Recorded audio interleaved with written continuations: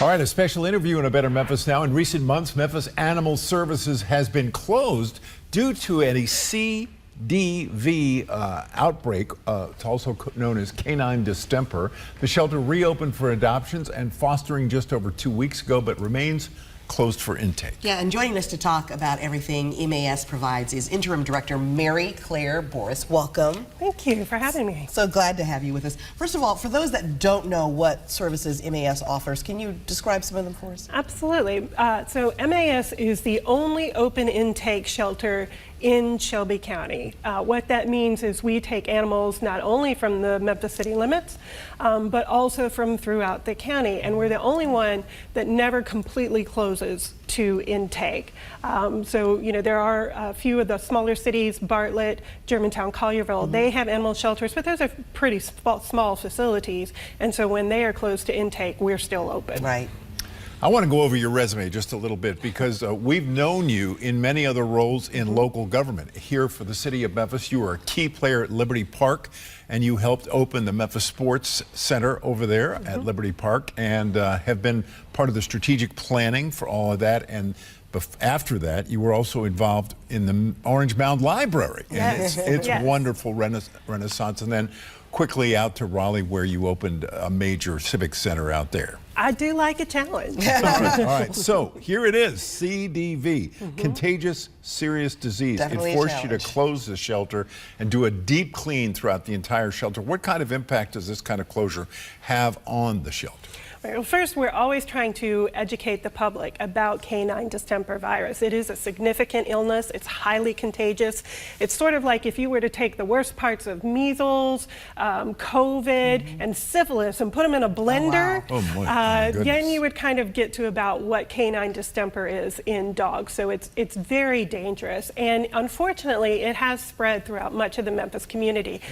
But there's a wonderful vaccine that you can get, and it's almost guaranteed to keep your pet, your dog in particular, safe and healthy. Humans and cats do not get canine distemper, so we're okay. Okay. Now, how many dogs and cats do you have at the shelter right now? So today I think we had about a little over 160 dogs in the building, about 25 or 30 cats. That's been pretty normal for us lately. Even though we have been closed to intake directly from the public, our animal control officers are still out in the field every day bringing in sick or injured animals, dangerous animals, or animals that are on a bite quarantine. All right. Okay, so MAS primarily relies on a combination of government funding, public funding, grants, and private donations. So help us understand how you make this work. It is challenging.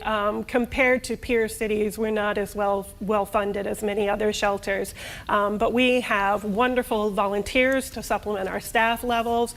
We have some generous corporations. I want to give a special shout out to Hino Motors that just did an amazing fundraising drive for us. We have people who go onto Amazon. We have an Amazon wish list, and they give us things that we need, and we just cobble it all together to make it work. Wonderful. And I can imagine that throughout the year you have thousands of animals that come through here, and I can't imagine you could do all this work without volunteers. So if someone was looking at this and wants to volunteer, what should they do?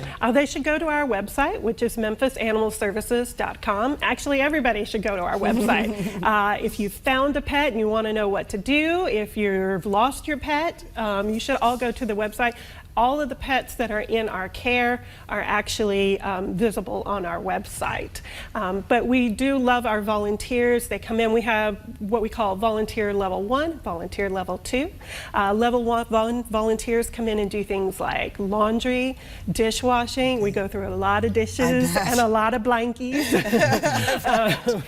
They also will help us sometimes with clerical work or giving out treats to dogs. Level 2 volunteers actually can get the dogs out of the kennels on their own and take them out into the play yard. They'll take videos, they'll get notes about their personalities, and then post all that information to our website. Wonderful. That's terrific. Now, you have a mission at MAS to spread the word on responsible pet ownership. How are you doing that? I'm so glad you asked about that. Of course, all of the information is always on our website. Again, that's memphisanimalservices.com. We also have a series on our Facebook page called Did You Know? And I think a lot of people just don't know what is involved in being a responsible pet parent. And for starters, you need to be compliant with Memphis City Ordinance, which does require that all dogs be spayed or neutered, that they be up to date on all of their vaccinations, including rabies, and that they have a microchip. And we offer microchips at MAS for just $5 anytime that we're open to the public. All right. And you are open for people to come and get pets still, right? We are open for people to come in Okay. pets. We're open Tuesday through Friday, 1 to 6, Saturday and Sunday, noon to 4, and then Monday by appointment. All right. Thank you so much. Mary Claire Boris with the Memphis Animal Shelter. Thank you for coming in today and Thank talking you. about it. Adopt. Yeah.